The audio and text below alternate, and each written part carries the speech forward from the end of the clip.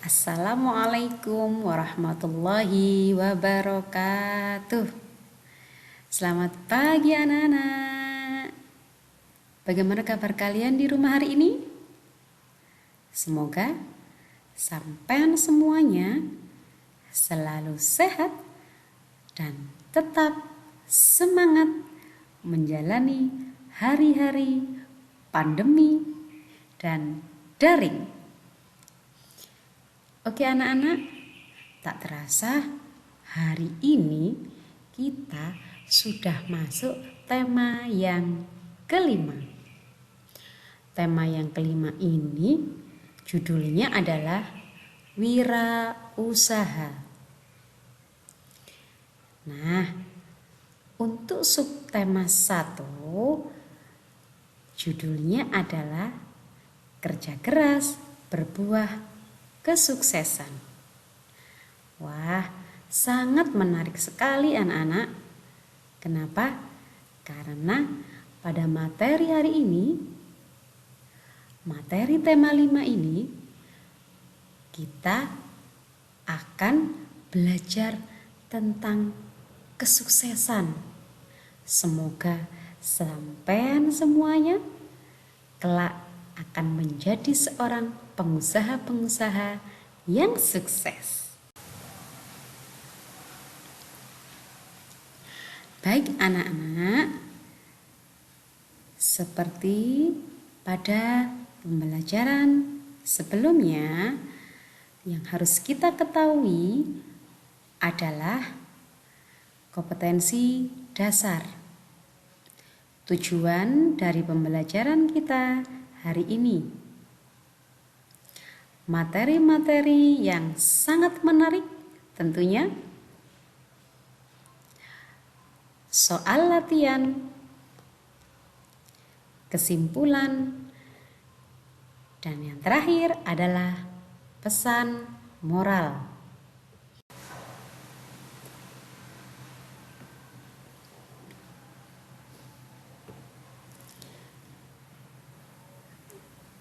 Kompetensi dasar pada tema 5 kali ini, yang pertama adalah menelaah keberagaman sosial budaya dan ekonomi masyarakat.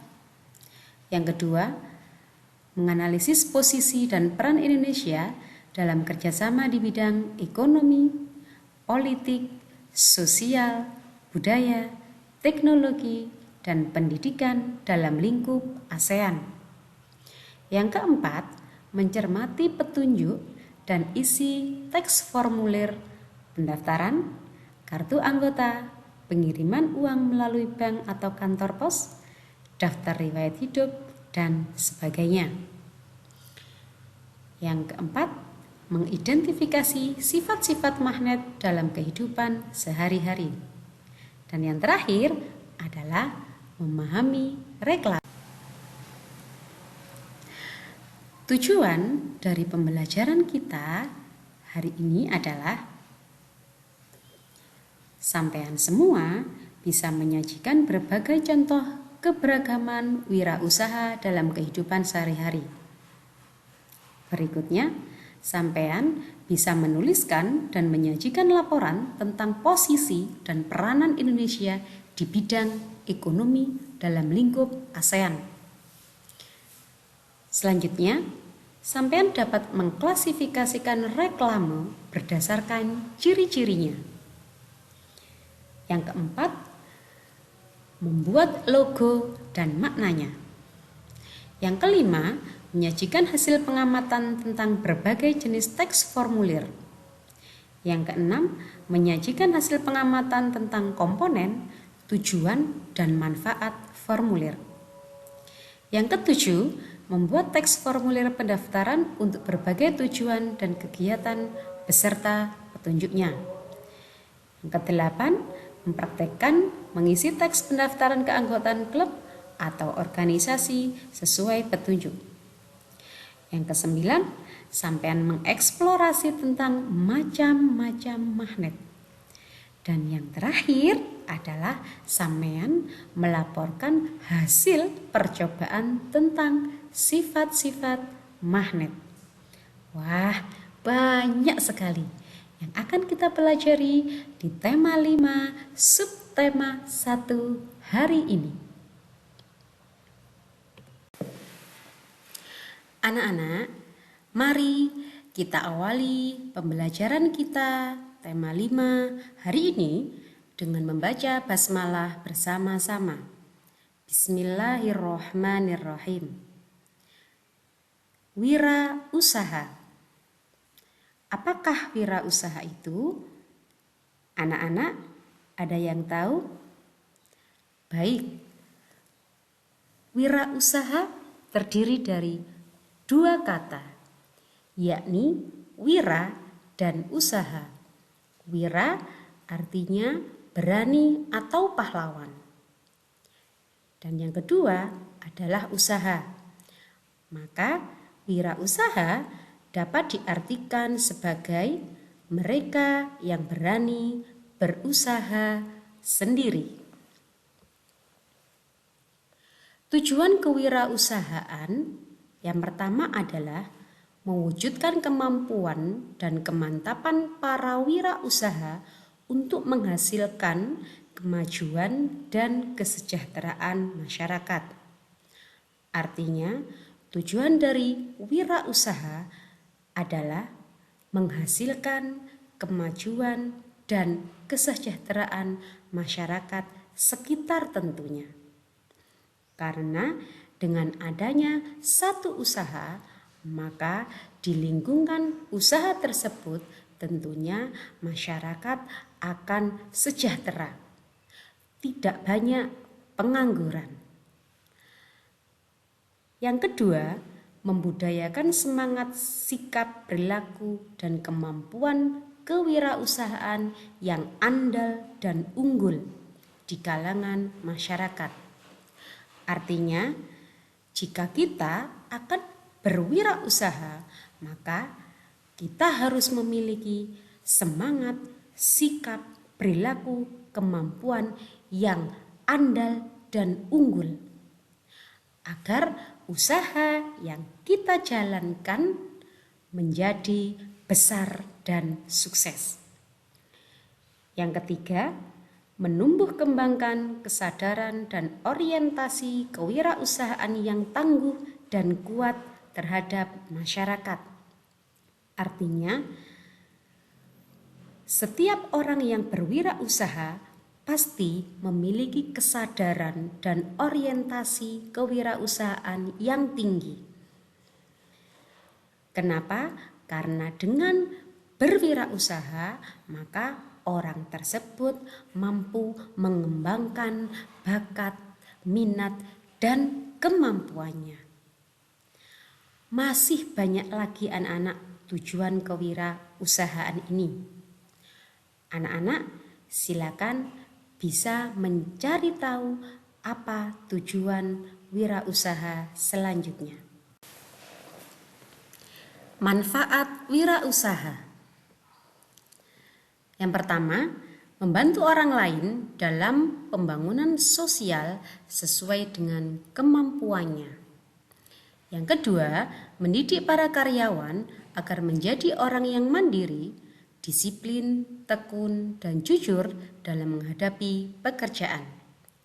Yang ketiga, menambah daya tampung tenaga kerja sehingga dapat mengurangi pengangguran. Dan masih banyak lagi manfaat wirausaha yang lainnya. Jenis wirausaha. Anak-anak, mari kita amati jenis-jenis wirausaha yang ada pada gambar berikut ini.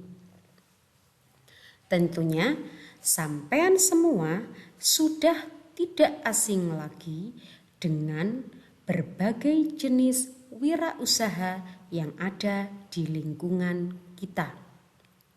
Secara astronomis dan geografis, Indonesia memiliki banyak sekali sumber daya alam yang dapat dimanfaatkan. Anak-anak, bisa memperhatikan bapak-bapak dan ibu yang sedang membuat kerajinan pada gambar. Mereka semua memanfaatkan sumber daya alam sebagai kegiatan sehari-hari mereka, khususnya di bidang perekonomian. Memanfaatkan rotan, memanfaatkan tanah liat, memanfaatkan tumbuhan yang bisa dijadikan sebagai hiasan dan bermanfaat untuk lingkungan sekitar.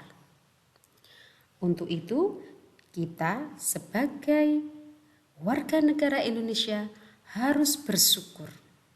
Kenapa?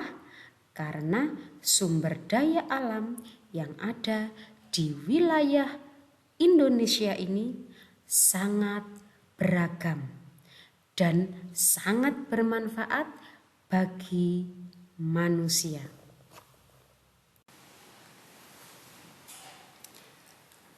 Bentuk wirausaha yang bermacam-macam tidak hanya ada di Indonesia saja.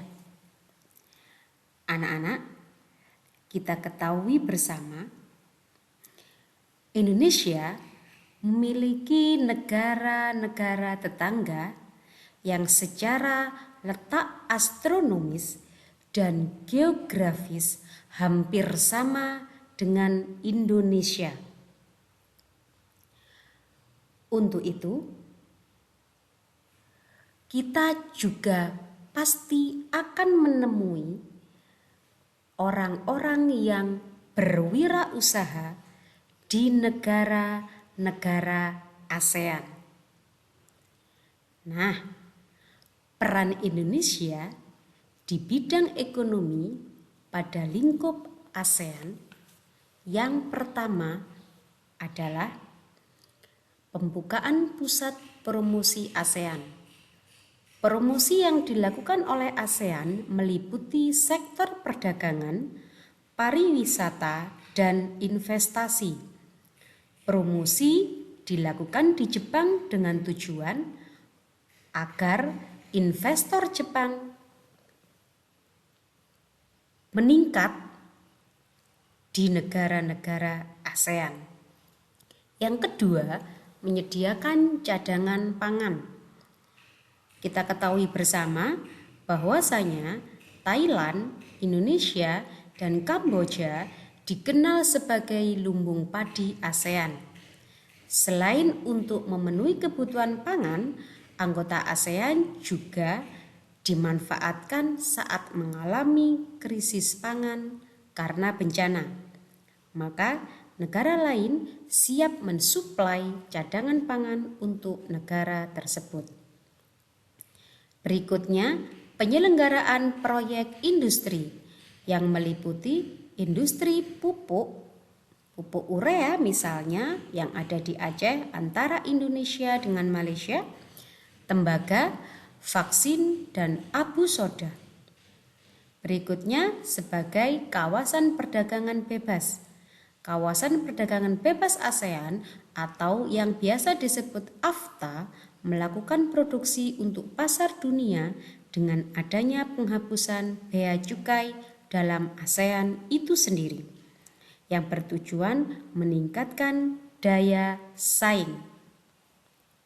Dan yang terakhir adalah sebagai koperasi ASEAN yang bertujuan mengokohkan organisasi sebagai sebuah gerakan koperasi yang menopang perekonomian di Asia Tenggara. Dalam berkegiatan ekonomi, tentunya sangat erat kaitannya dengan bagaimana cara kita untuk mempromosikan barang yang kita jual, agar barang yang kita jual laku keras dan diminati oleh banyak konsumen. Untuk mempromosikan barang, kita bisa menggunakan reklame sebagai medianya. Apakah reklame itu? Reklame adalah alat untuk menawarkan, mempromosikan, memperkenalkan barang-barang hasil produksi atau jasa kepada masyarakat dengan menggunakan gambar dan kata-kata yang menarik. Tujuannya adalah agar suatu produk dapat dikenal oleh masyarakat dan masyarakat ingin memiliki keinginan untuk membelinya. Contoh reklame ada banyak sekali, misalkan poster, spanduk, brosur, billboard, logo, baliho, embalase, dan lain-lain. Anak-anak, silakan amati gambar berikut ini. Gambar yang pertama adalah brosur. Brosur merupakan reklame yang dibuat pada selembar kertas dengan isi formulir yang lebih rinci dan jelas. Gambar yang kedua adalah iklan. Jenis reklame singkat yang bertujuan mempromosikan barang atau jasa dalam bentuk visual, tulisan, dan gambar pada media cetak dan elektronik. Gambar yang ketiga adalah spanduk. Reklame yang memuat informasi reklame komersial atau non-komersial yang dibuat secara ringkas, padat, jelas, menggunakan kain dan sejenisnya yang dibentangkan di antara dua tiang di sisi strategis, di sisi tempat strategis dan ramai. Dan yang keempat adalah embalase, yakni jenis reklame yang ditempatkan langsung pada kemasan produk.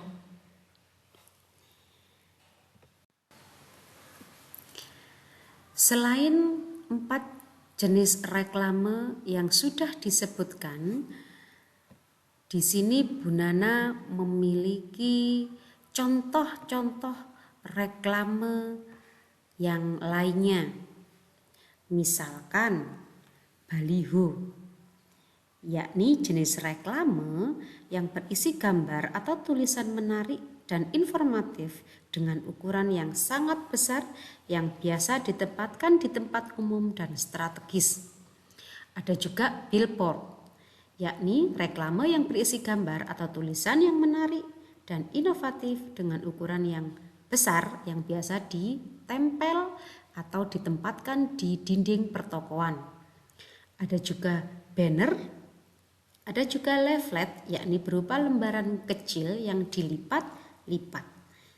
Dan ada juga poster, jenis iklan atau reklame berupa selembaran kertas yang berisi gambar atau tulisan yang dibuat semenarik mungkin. Dan yang terakhir ada juga logo. Nah, logo ini adalah suatu gambar atau sketsa dengan arti tertentu,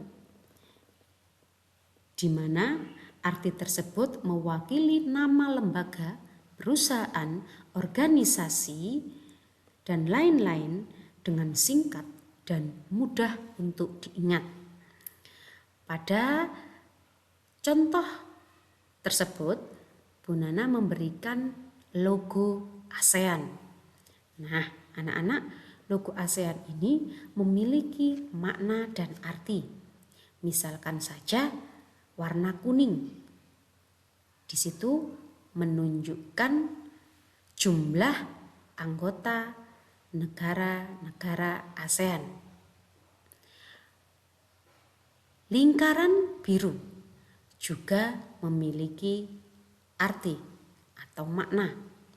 Warna merah juga memiliki makna tersendiri. Untuk itu anak-anak, tugas dari sampean tentang reklame ini adalah mengidentifikasi gambar nomor 1 sampai nomor 10.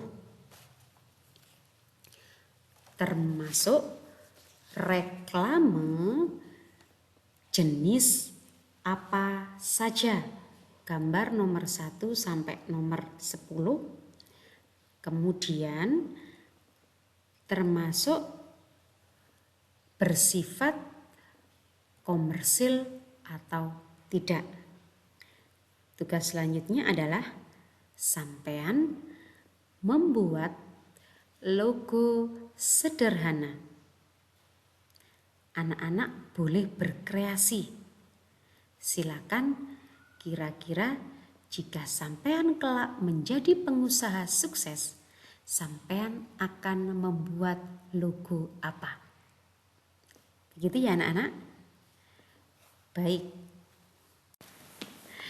Dalam kegiatan sehari-hari, baik yang berkaitan dengan ekonomi ataupun urusan administrasi lainnya, kita sering diberi lembar kertas untuk diisi. Apakah lembar kertas isian itu? Ya, formulir, yakni sebuah kertas atau lembar surat yang berisi beberapa pertanyaan formal yang harus diisi. Biasanya formulir berisi mengenai data atau informasi yang sifatnya tetap dan juga beberapa bagian lain yang tidak tetap. Yang bersifat tetap adalah nama, tempat dan tanggal lahir. Yang tidak tetap biasanya adalah alamatnya. Jenis formulir bermacam-macam. Di antaranya formulir pendaftaran, kartu anggota, wesel pos, kartu pos, daftar riwayat hidup, dan slip tabungan. Anak-anak, ada daftar riwayat hidup, ada data diri. Apa perbedaan daftar riwayat hidup dan data diri? Jika daftar riwayat hidup biasanya digunakan untuk melamar pekerjaan. Namun, jika data diri lebih sering kita gunakan untuk mengisi sebuah formulir. Berikut ada 2 gambar formulir. Anak-anak bisa mengetahui. Yang pertama adalah formulir pendaftaran anggota baru dalam pramuka. Dan yang kedua adalah slip yang biasa kita gunakan di bank sebagai bukti nabung, penarikan tunai, atau kita akan menabung. Nah, anak-anak bagaimana? Sudah mengetahui kan apa sih formulir itu?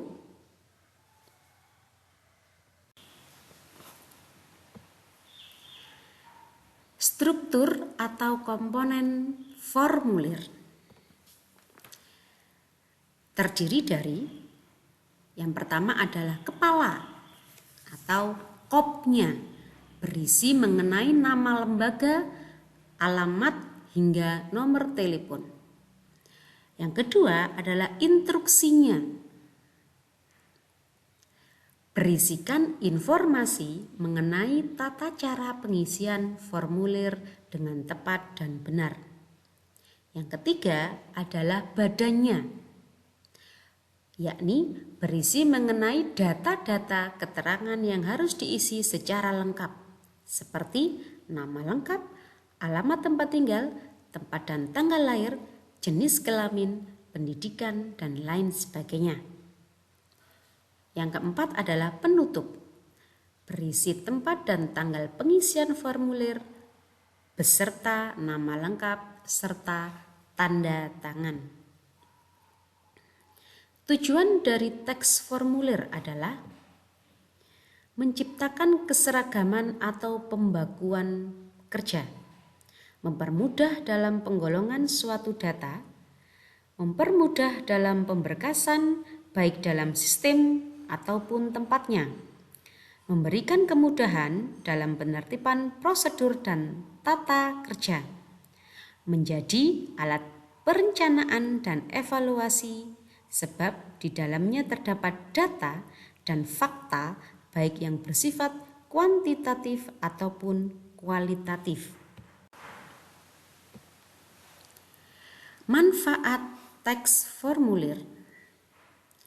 Yang pertama, mencari sebuah informasi tertentu, khususnya informasi data diri seseorang.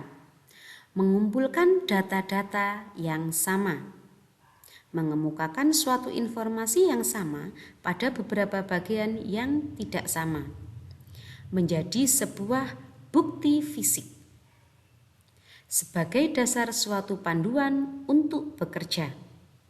Menetapkan tanggung jawab terhadap terjadinya transaksi bisnis, merekam suatu data transaksi, mengurangi kekeliruan suatu pesan dibandingkan jika disampaikan secara lisan, menjadi media komunikasi antar individu, bagian, atau organisasi. Nah, anak-anak, setelah sampean mengetahui banyak sekali tentang teks formulir, maka tugas kalian adalah isilah formulir di buku tema kalian pada halaman 28 dan 29. Sesuai dengan petunjuk yang ada tentunya. Kemudian, buatlah teks formulir sederhana beserta petunjuk pengisiannya. Jangan lupa, silakan serahkan tugas sampean semua pada guru kelas kalian masing-masing. Selamat berkreasi.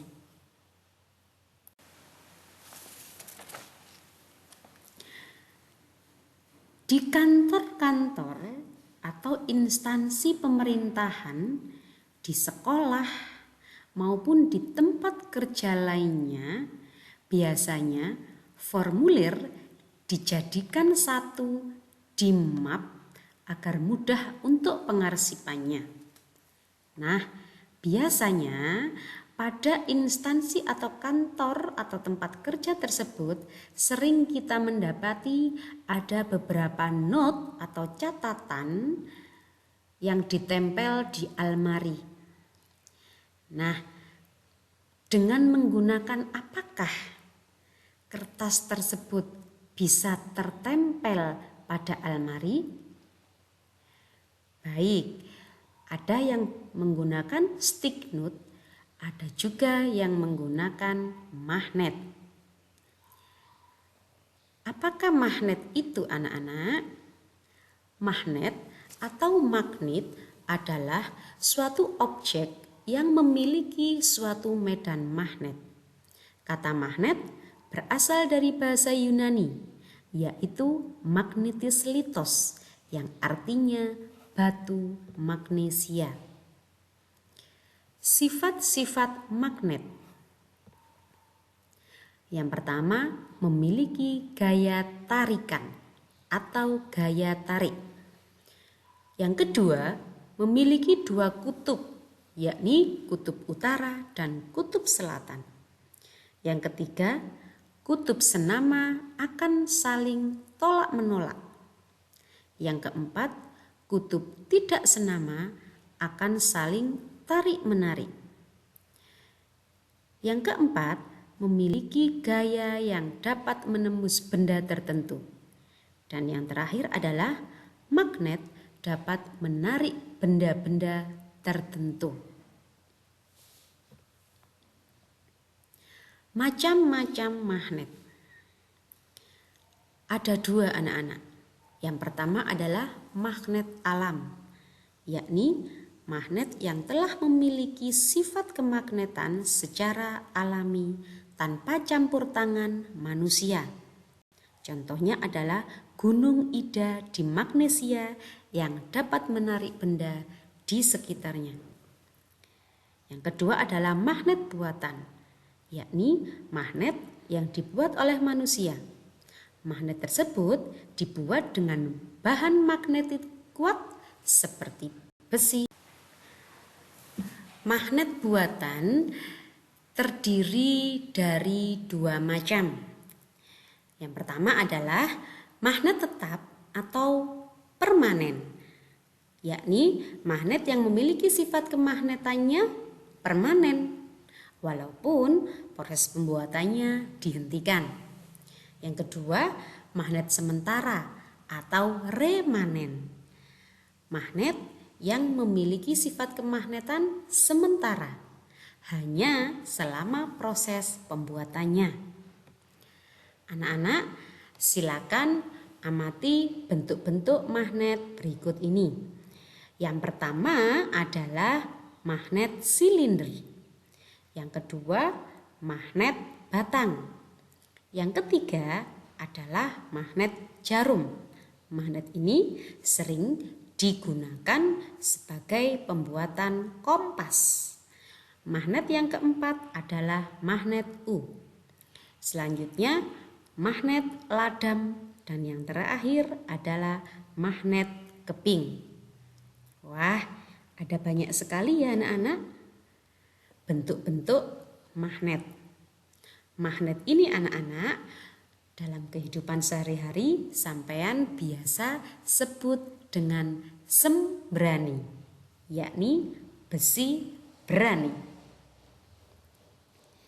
Setelah sampean belajar pengertian magnet, sifat-sifat magnet, macam-macam magnet serta bentuk magnet, sekarang anak-anak silakan lakukan percobaan seperti yang terdapat pada buku tema sampean di halaman 26.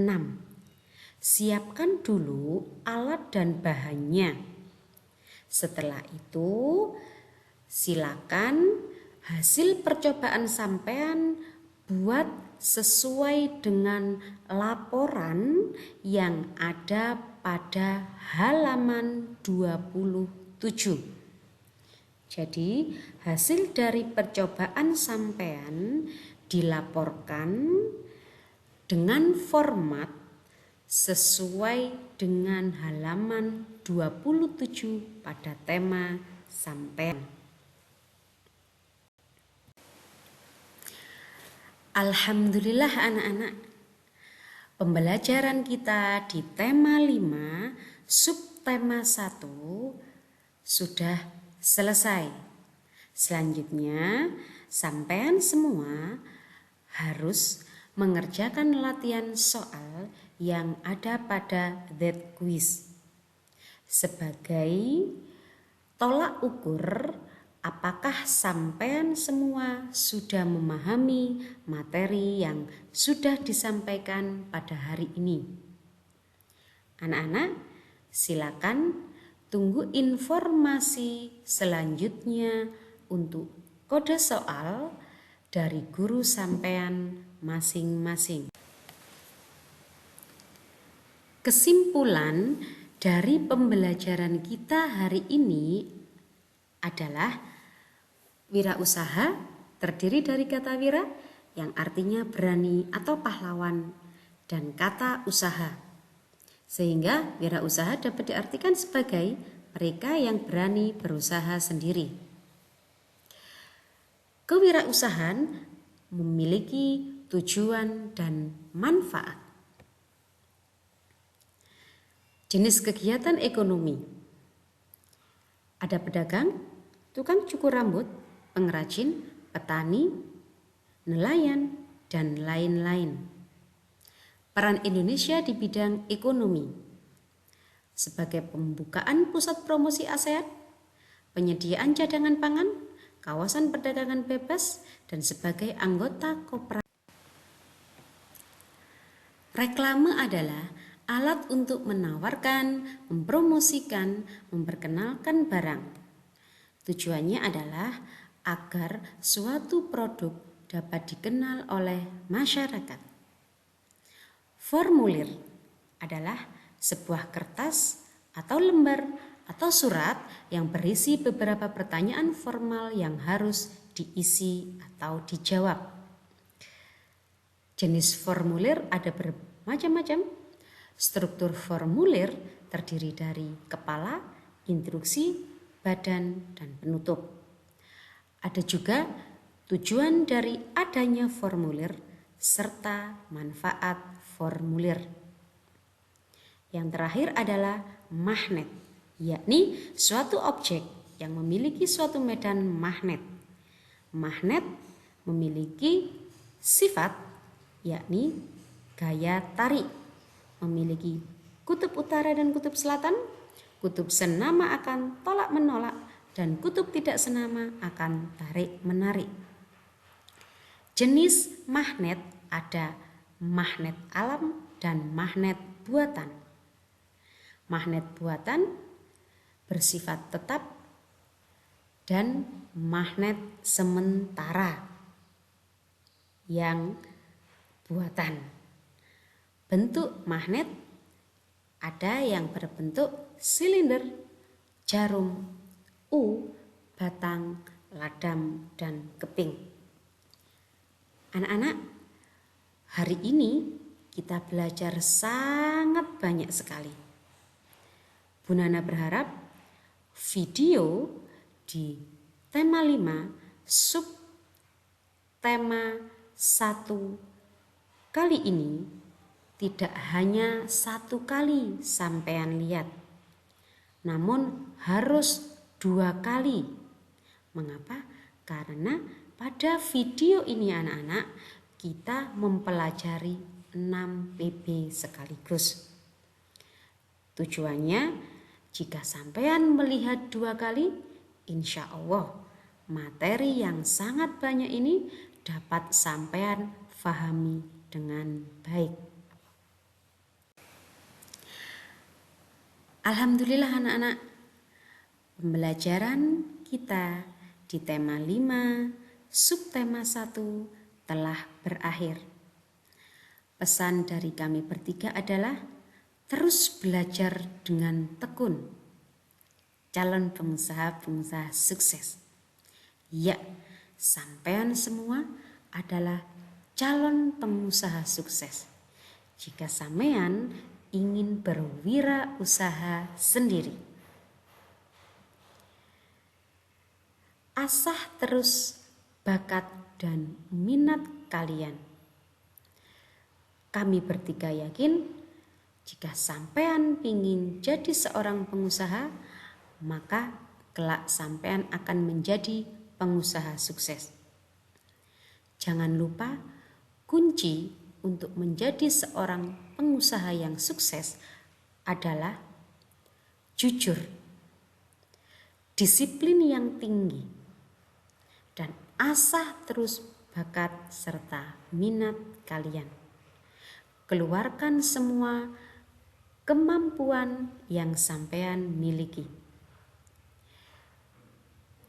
Bu Guru berharap dan Bu Guru mendoakan sampean semua akan menjadi orang-orang yang sukses kelak. Terima kasih untuk hari ini anak-anak. Kurang lebihnya mohon maaf. Baik-baik di rumah bersama ayah bunda dan selalu mengerjakan sholat 5 waktu tepat waktu. Jadilah anak yang membanggakan orang tua kalian. Terima kasih. Kurang lebihnya mohon maaf. Bu Nana akhiri. Wassalamualaikum warahmatullahi wabarakatuh.